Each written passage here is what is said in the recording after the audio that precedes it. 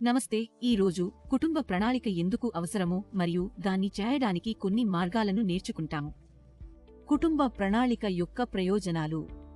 మొదట, 20 సంవత్సరాల కంటే తక్కువ వయస్సు ఉన్న మహిళలు పిల్లలను పుట్టించడానికి శారీరకంగా బలంగా ఉండరు.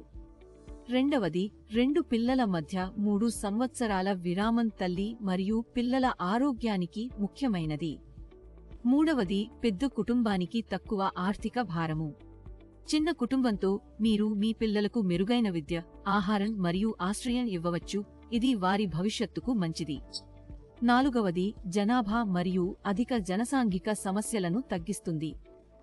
మీరు మీ కుటుంబాన్ని శాశ్వతంగా ప్రణాళిక చేయాలనుకుంటే దాన్ని చేయడానికి 2 మార్గాలు ఉన్నాయి.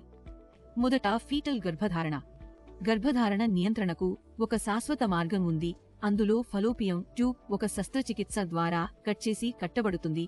ఇది గర్భాశయంలో గుడ్డును ప్రవేశించకుండా చేస్తుంది. కానీ ఇది 25 సంవత్సరాల కంటే తక్కువ వయస్సు ఉన్న మహిళలకు మరియు 2 కంటే తక్కువ పిల్లలున్న తల్లులకు సరైనది కాదు. రెండవది, మెన్స్ట్రుయేషన్. ఇది కూడా ఒక శస్త్రచికిత్స ద్వారా చేయబడుతుంది.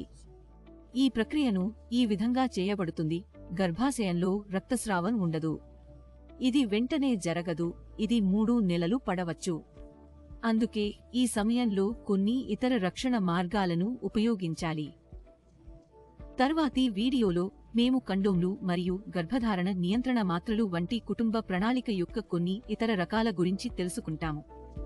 సరే, మళ్ళీ కలుద్దాం.